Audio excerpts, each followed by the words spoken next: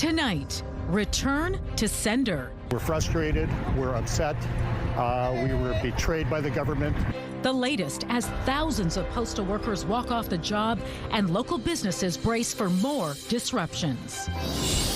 Also tonight, I couldn't believe that this was happening to me. A Manitoba senior's life upended after she says she physically couldn't provide a breathalyzer sample.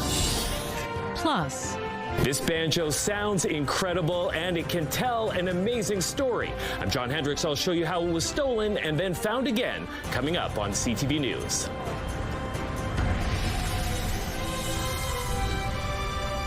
CTV News. Live from downtown Winnipeg with Marilee Caruso. For the second time in less than a year, mail delivery across the country has ground to a halt.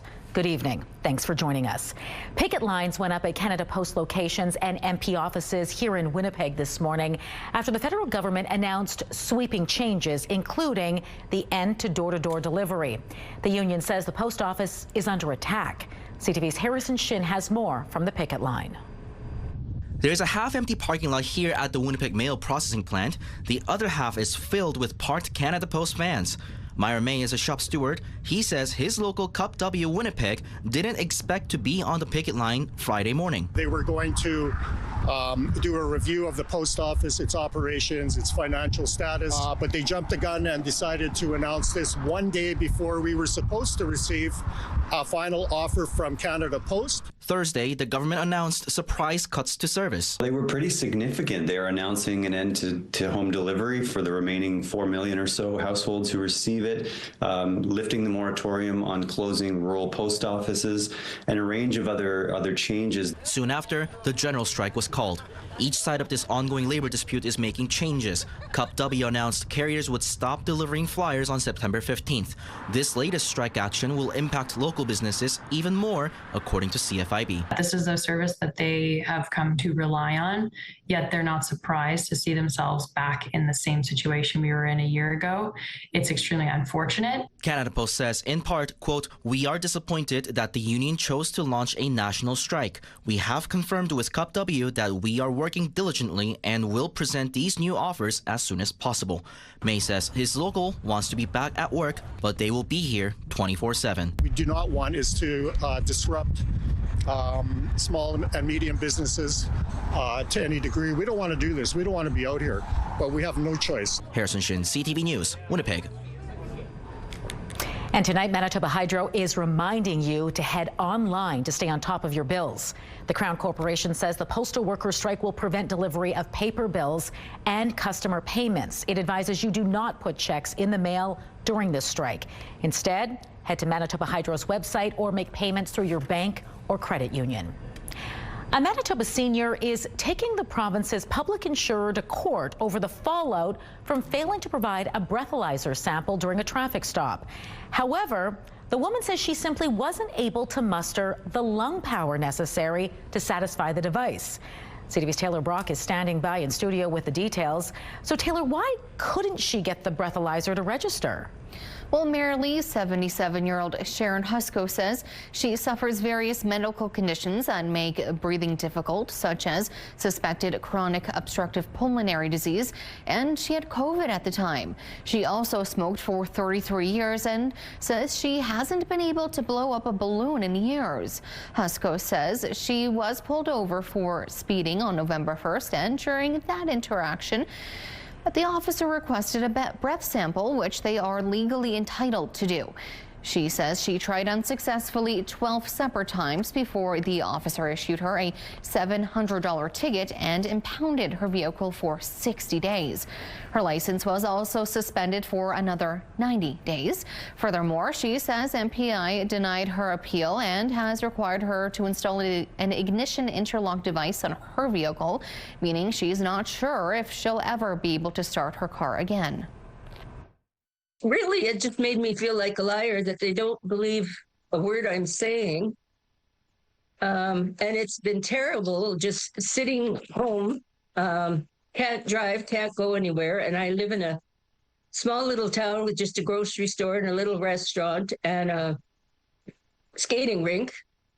And I can't go for walks that often because of my allergies. And with the smoke this summer, it's been really bad.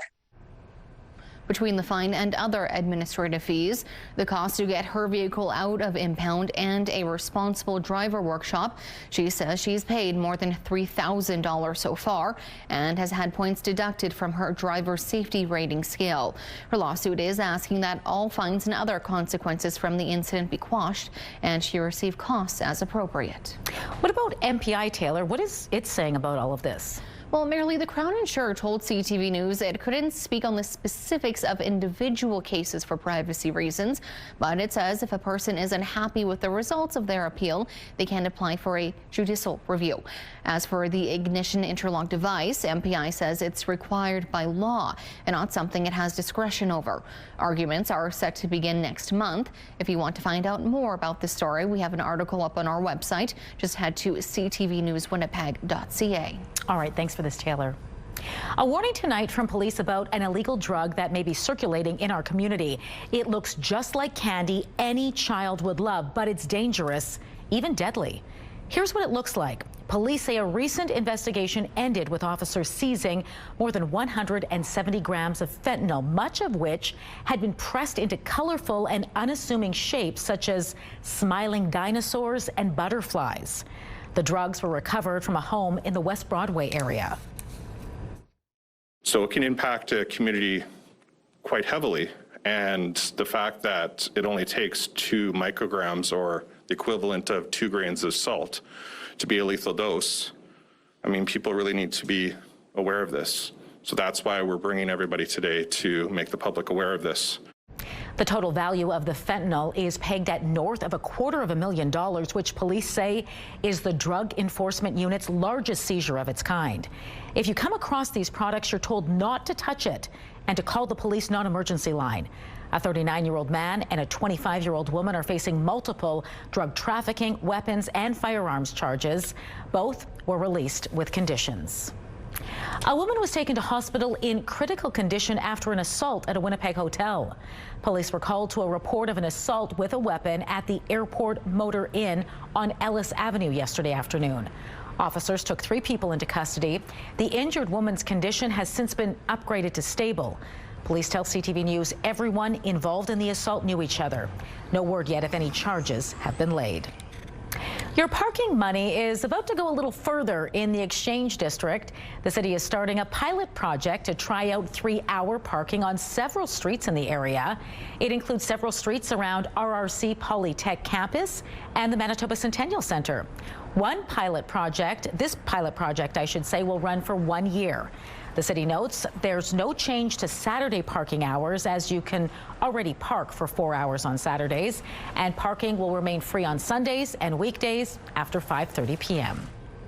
Let's bring in Colleen Brady now and get a first look at your Skywatch evening forecast. Weekend is here and we're off to a windy start. We are racing with these winds. Take a look at this satellite radar, folks. These arrows racing across your screen shows you just how windy it is, and they're coming from different directions. Winds coming out of the south and the southeast, up through the Red River Valley into Winnipeg and the Interlake, and then very fast winds across southern Manitoba coming from the west and the southwest. A little bit of light rain passing through as well. So there is the risk of thunderstorms early this evening. It doesn't last long, this risk, but then we get into the first weekend of the fall season, and it will be beautiful at some very nice warm temperatures, well above fall-like temperatures. And then if you like that, you're going to like the conditions ahead for next week as well. Let's take a look right now first through the Bathfitter Live Eye. Bathfitter, your bath and shower experts for more than 40 years. In Winnipeg, some cloud has moved in, 24 degrees, but look at those winds from the south, 29 kilometers an hour with wind gusts up to 45. The pressure is falling, and the humidity right now, Marilee, is 46%. Thanks, Colleen. Advanced voting begins Monday in the city's upcoming by-election. Voters will be able to cast ballots for councillor in the Elmwood East Kildonan ward and school trustees for Louis Riel School Division Ward 3 and Pembina Trail School Division Ward 1. Starting Monday, advanced voting will be available at the City Clerk's Department at City Hall on weekdays between 9 a.m. and 4 p.m. Community advanced voting locations for each ward are up on your screen. They're open between 4 and 8 p.m. between October 14th and 16th. Remember to bring valid ID. The by-election is scheduled for October 25th. The province has missed its budget targets again, meaning there's more red ink than expected. Finance Minister Adrian Salas says some one-time costs are driving up expenses. Last year ended with a $1.1 billion deficit, $353 million more than projected. Live with the latest is CTV's Jeff Keel. Jeff, is the province still promising to balance the books before the next election? Yes, Salah was clear about that today. They're still committed to that pledge. The Manitoba government is reporting higher than expected deficits for last year and this year, as the invoices do continue to roll in, but these are one-time costs. For the 2024-25 fiscal year, the province ended with a $1.1 billion deficit, $353 million more than projected. And for the end of this year, it's forecasting an $890 million deficit, $96 million higher than expected. The extra red ink this year and last is attributed to health care spending, low water conditions at hydro due to drought, and some one-time events, a near $180 million bill for wildfires and growing, and an additional $750 million in the Families Department. I can't speak to the details of it, but I can say that a vast proportion of that is tied to contingent liabilities. Despite all of this, Finance Minister Adrian Salas says they are still on track to keep their campaign promise and balance the books before the next election. We made a firm commitment to deliver a balanced budget in the final year of our mandate, and we're still committed to doing that. We do want to see the government balance the books, but that is more about wanting to see a plan. The Winnipeg Chamber of Commerce says it's time for the province to ask some difficult questions. What services do we absolutely need to provide that's core to what a provincial government is?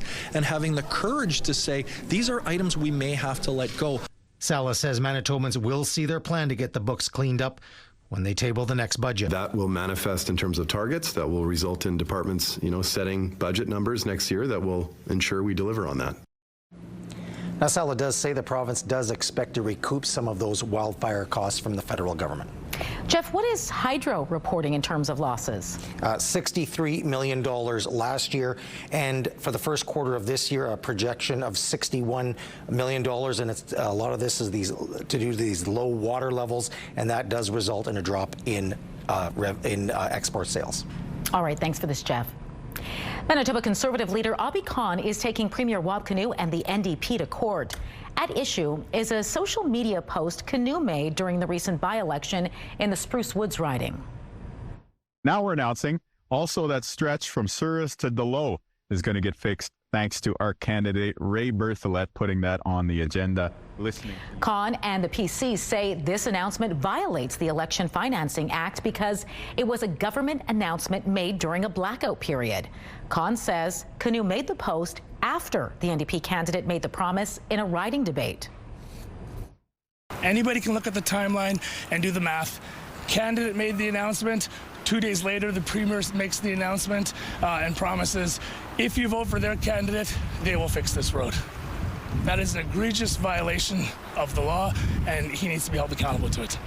The PCs have already filed a complaint with the Commissioner of Elections. Khan filed the complaint in the Court of King's Bench today. The Conservatives won the Spruce Woods by-election by a mere 70 votes.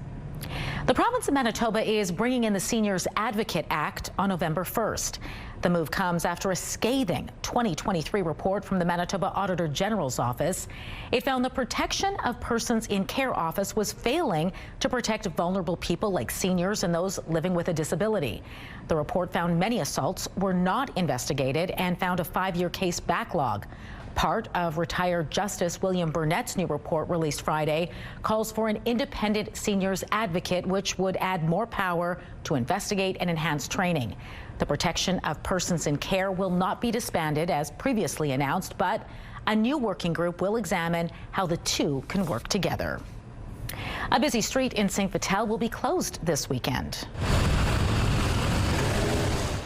In about an hour from now, barricades will go up on northbound St. Anne's Road. The street will be closed between Fermor Avenue and St. Mary's Road. Crews are paving the street. The city says the street will remain closed until Sunday evening at 6. Sidewalks will remain open, as will access to the superstore at the corner of St. Anne's and Fermor. A Manitoba musician won't be playing the blues after all. Her banjo was stolen earlier this week, and she feared she would never see the instrument again. But as CTV's John Hendricks shows you, thanks to some luck and fast action by police in a pawn shop, the banjo has been recovered.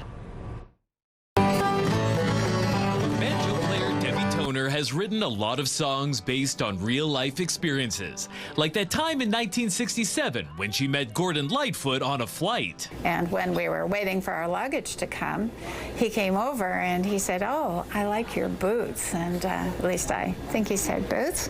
Now she's got a lot of material for a brand new song. This one all about how her beloved, one-of-a-kind banjo was stolen in Winnipeg. I thought, you know, that's it. Like, for me, it's gone, and I'll never get another banjo like that again in my life. This story, like so many songs, has a beginning. Wednesday evening, Debbie had come from a performance and later parked here on Princess Street to go for dinner, leaving her banjo in the trunk. When she returned, she immediately saw someone had broken into her car. I thought, oh gosh, I don't dare look in the trunk. Then I opened up the trunk and I think my heart stopped. The one-of-a-kind banjo she'd had for about 20 years was gone. She went to a police station to file a report and told two officers sitting in their cruiser about the theft. Initially, she didn't have much cause for hope. He said, you know, I hate to tell you this, but you're probably not going to get your banjo back. But the officers put a be on the lookout on their system, and within 5 minutes, just as she was getting back into her vehicle, the officer came over and had a surprise for her. He said, "You're not going to believe this, but I have your banjo." One of their units had heard from a local pawn shop owner about a suspicious attempted transaction. It was her banjo. I think my heart was just almost stopping. I just couldn't believe they found it. The next day, she had it back in her hands once again, and it wasn't damaged at all, meaning this song will have a happy ending. John Hendricks, CTV News, Winnipeg. Canada Post workers nationwide have returned to the picket line. We will be here until we win. What they're saying about sweeping changes announced by Ottawa and what the federal jobs minister has to say. Plus, Mark Carney meets with the British Prime Minister for serious talks and a little rugby rivalry. Stay with us.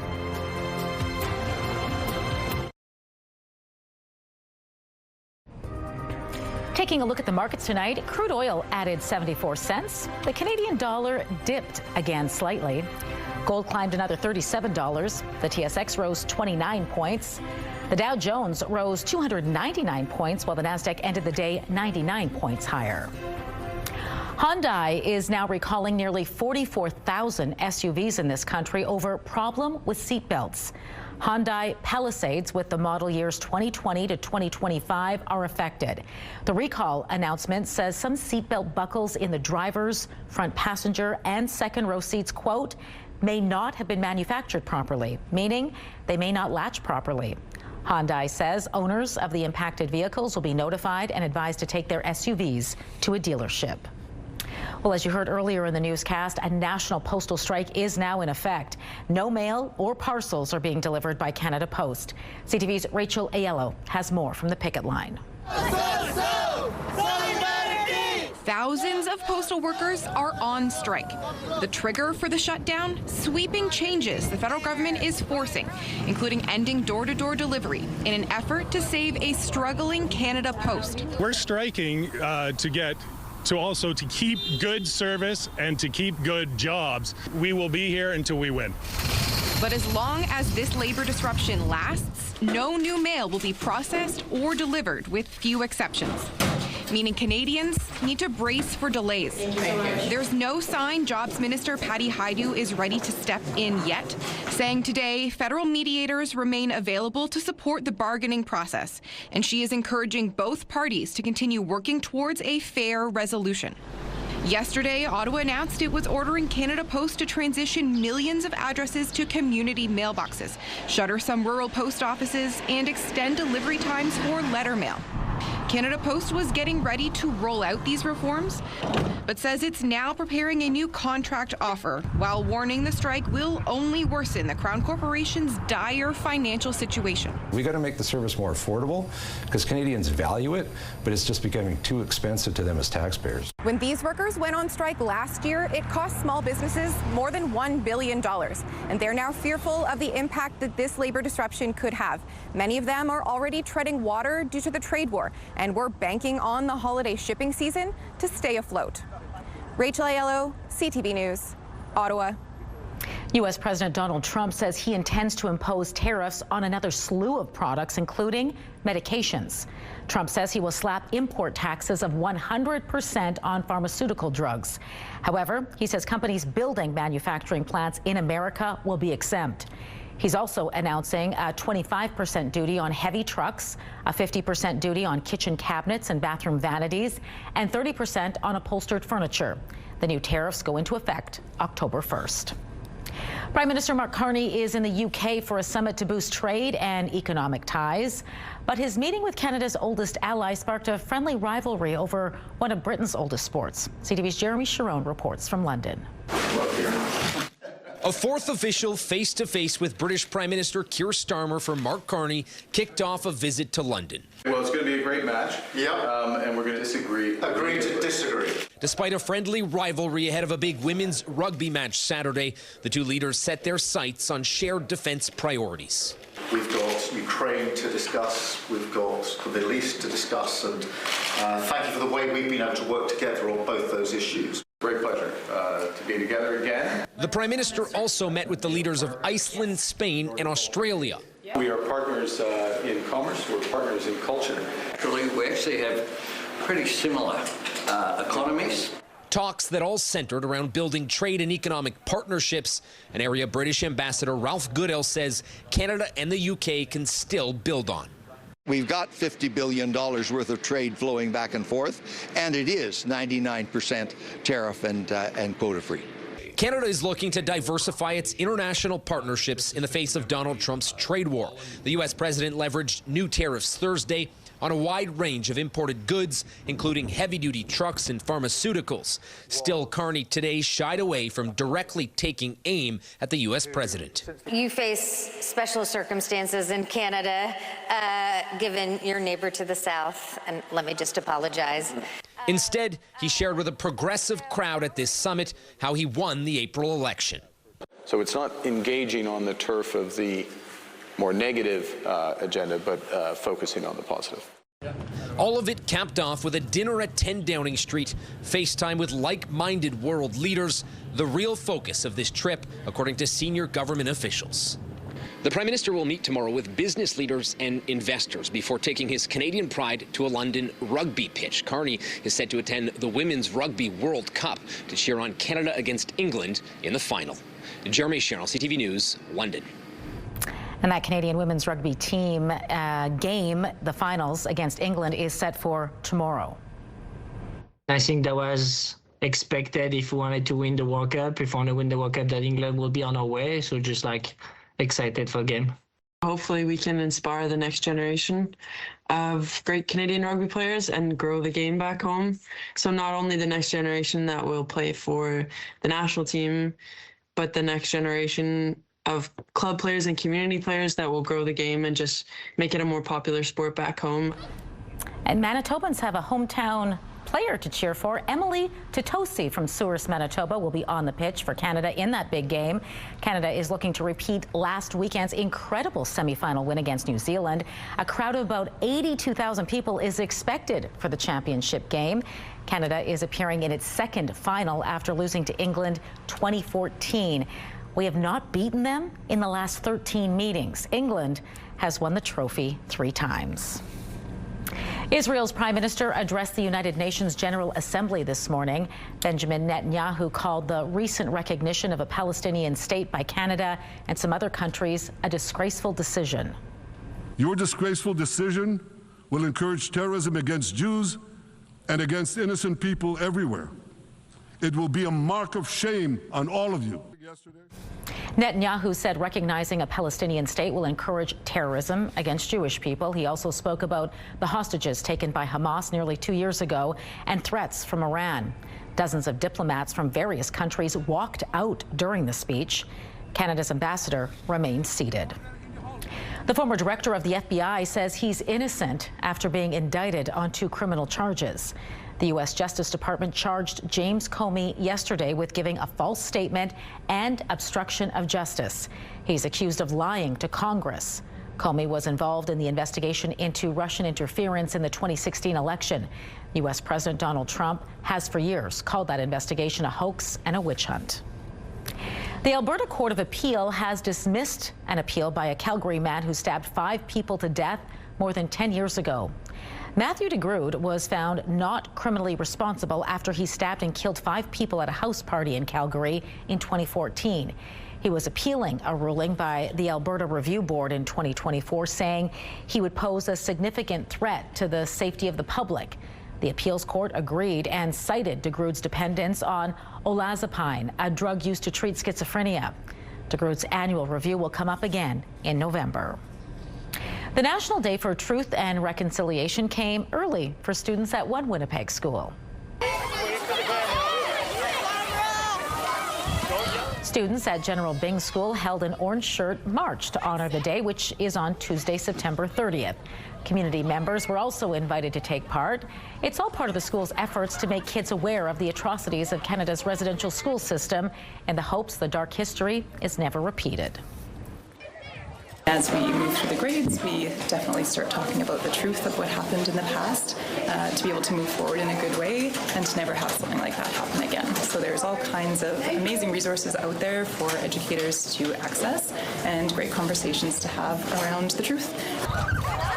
Today's march was part of a whole week of truth and reconciliation programming at the school.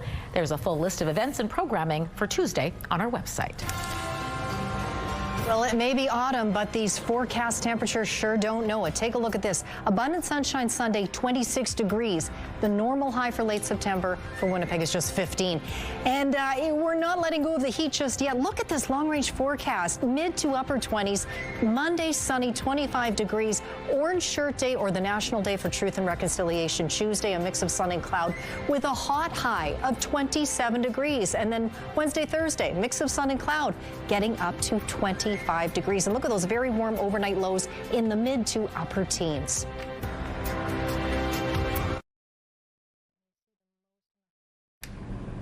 Sunday is World Rabies Day, and the Winnipeg Humane Society has partnered with Veterinarians Without Borders to offer free rabies vaccines. Rabies can be deadly. It's a virus that attacks the brain and is transmitted to pets and humans through bites from infected animals like bats, skunks, or foxes. The good news is it's preventable with a vaccine. When your animal is about 3 to 4 months old, you want to get that first set of vaccines. It's just 1 poke for the rabies vaccine, and then in a year you'll booster it 1 more time, and then after that it's just a yearly or every 3 years vaccine depending on which brand. The Winnipeg Humane Society is offering the vaccine free of charge this Sunday. You can bring your pet to Valor Community Center on Burnell Street from 9 until 6. Last year, more than 320 animals were vaccinated. No appointment is necessary, although the program is popular, so you might have to wait a while.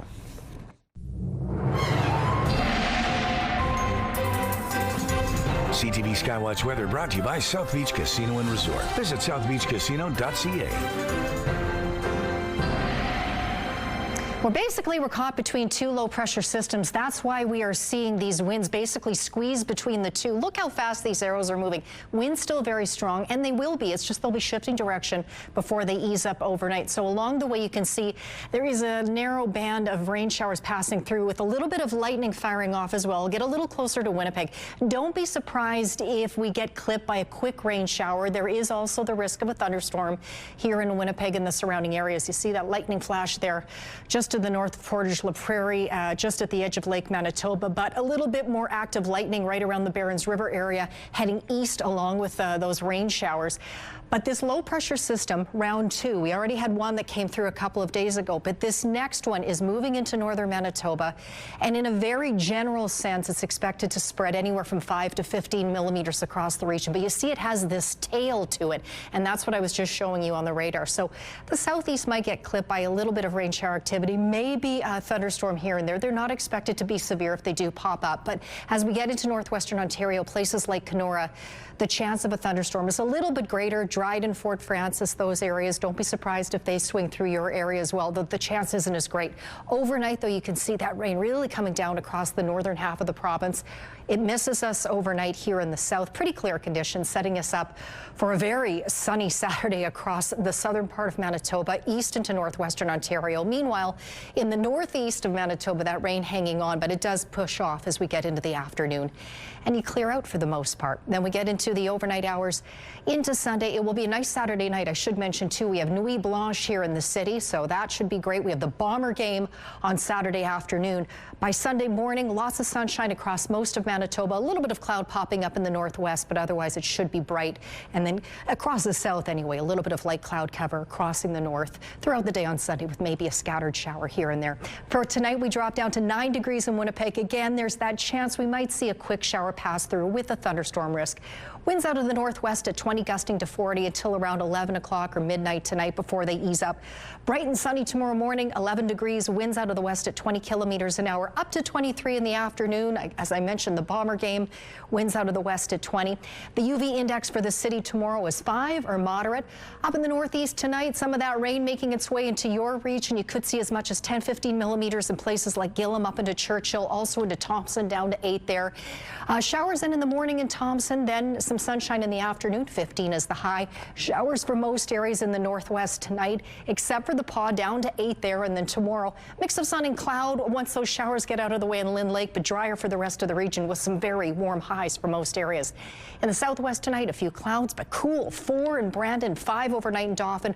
Sunny and windy for Brandon, 25 degrees. Dauphin and the surrounding areas, 24 in the sun. Winnipeg in the southeast, partly cloudy tonight. Temperatures in the single digits. Bright and sunny tomorrow. Temperatures in the low to mid-20s. And in northwestern Ontario, you could see a thunderstorm tonight yet in Kenora. Sunny around the region tomorrow with some pretty strong winds. All areas looking at highs right around 19 degrees.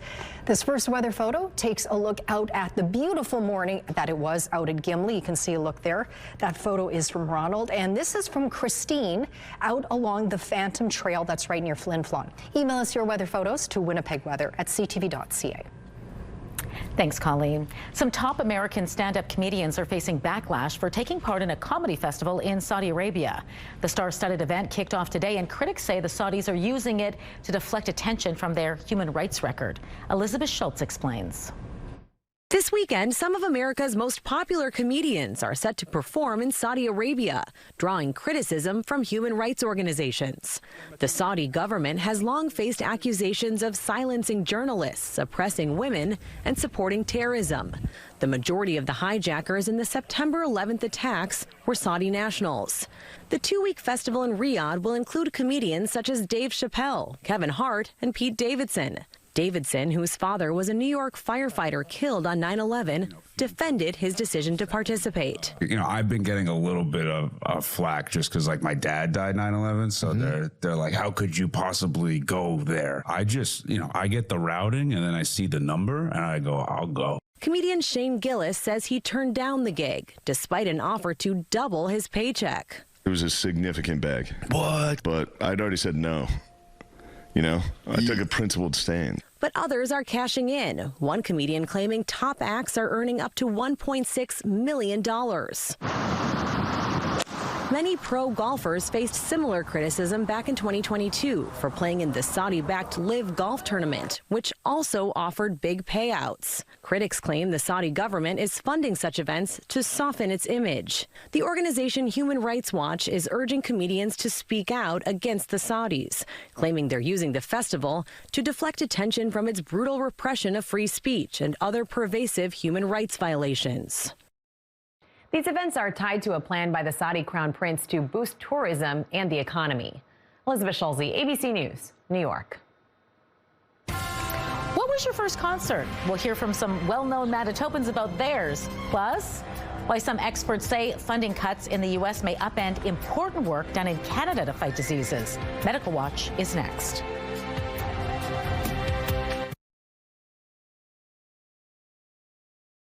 It's being touted as a nation-building project, an outlet for Canadian exports.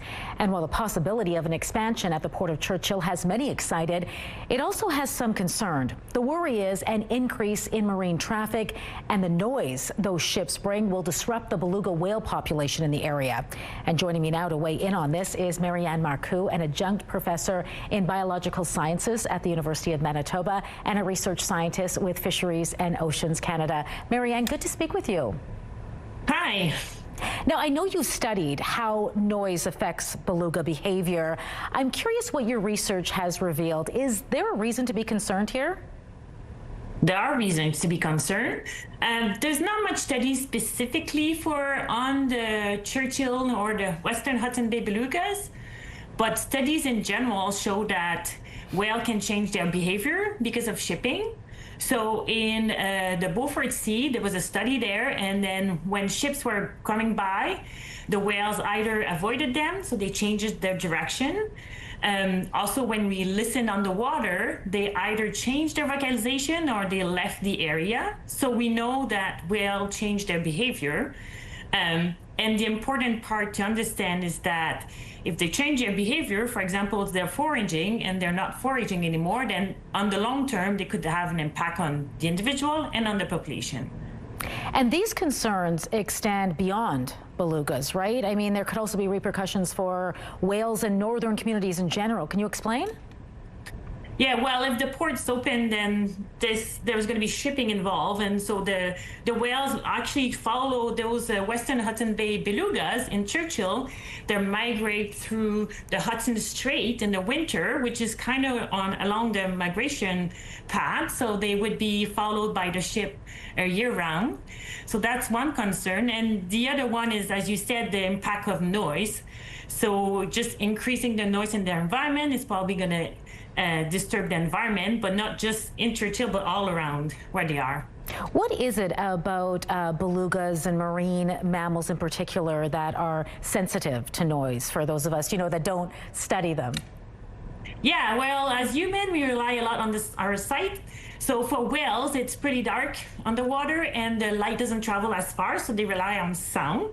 So you can think of it a bit like a sonar or like bats. So they rely everything. Their world is very sound-based. And so when you add sound to the environment, then they're not able to do their normal functions. So they rely on sound to find their food. So it's going to be harder to find their food. They rely on sound to communicate to each other. So it's going to be harder to do that. They also rely on sound to listen for their predators, so that's going to be disturbed. So many functions of their daily life might be disturbed. All right, based on everything you know, what do you think the future could look like if shipping in this activity grows as proposed? Well, there are solutions. It's not all doom. So there's new ships that are quieter. Also, there are studies that show that if you maintain your ship properly, then it could decrease the sound. So there are ways to mitigate the sound. So I'm hoping that this is going to be an opportunity to innovate and make sure that we take care of keeping a quiet ocean. Marianne, I want to thank you for your insight and time tonight. It was great speaking with you. Thank you very much.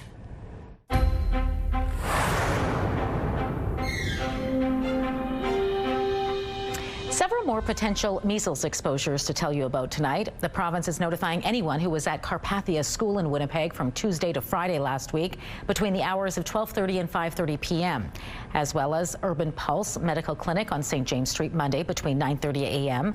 and 1:45 p.m., and the McDonald's restaurant at 1440 Ellis Avenue that same day from noon to 3 p.m. If you are at any of those locations during the times mentioned, you're asked to monitor for symptoms for about 3 weeks. Researchers at one of Canada's premier vaccine centres says funding cuts by the U.S. are poised to upend the work done globally to fight diseases. Angela Rasmussen, a virologist at the Vaccine and Infectious Disease Organization in Saskatoon, says a decision made by America's Trump administration to reduce billions in research grant funding from the National Institutes of Health has ramifications here in Canada. The funding even helped research projects at the University of Saskatchewan Research Centre. She calls the American pullback an assault on vaccine research and is hoping Ottawa can boost funding to fill the gaps. Medical Watch is brought to you by Manukin Koster Denture Clinic. One of the city's biggest nights on the arts calendar returns this weekend. Details about Nuit Blanche is coming up in the spotlight.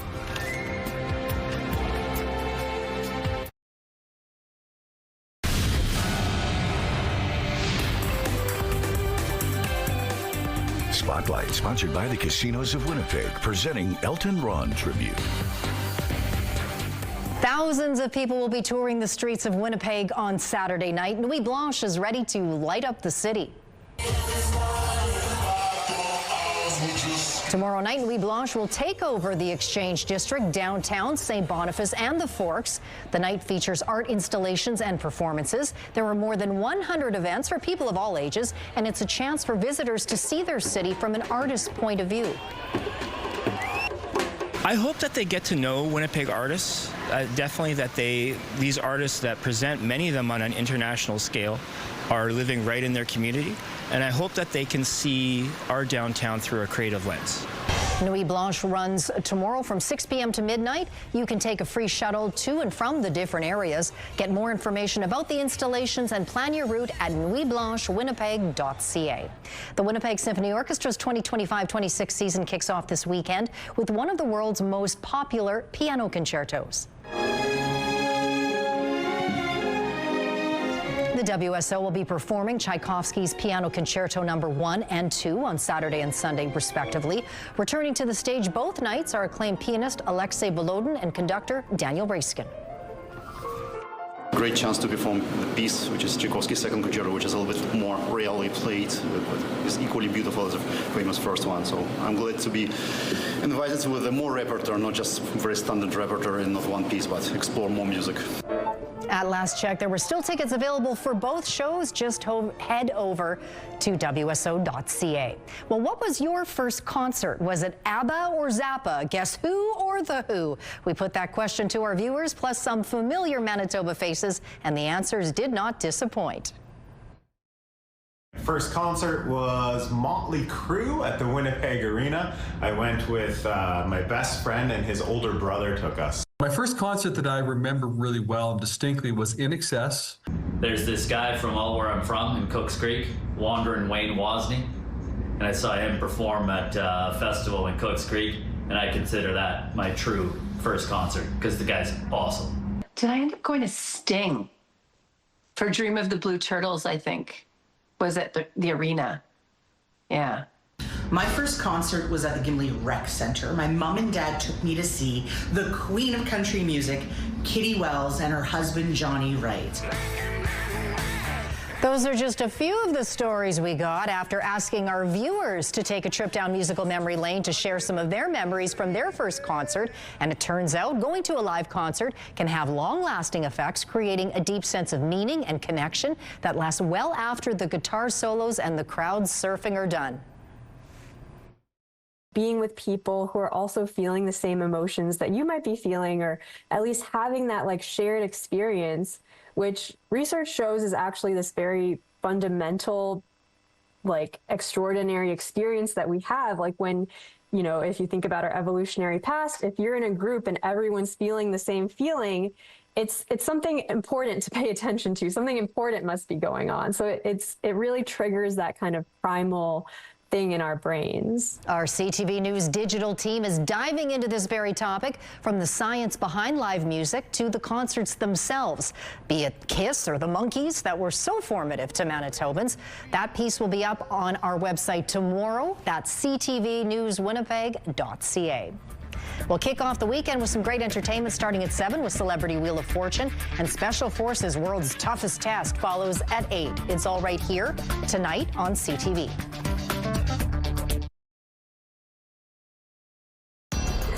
Women's clothing provided by RW & Company. Salon services provided by S&T Spa Salon. 24 degrees. It's getting a little cloudy out there, still very windy. Winds out of the south at 29 kilometers an hour with gusts up to 45. Yeah, that sounds pretty bright there, isn't it? 24 degrees, our highest temperature today. Normal high for this time of year is 15 degrees, so still well above normal. Tonight, though, we drop down to around 9. Partly cloudy overnight.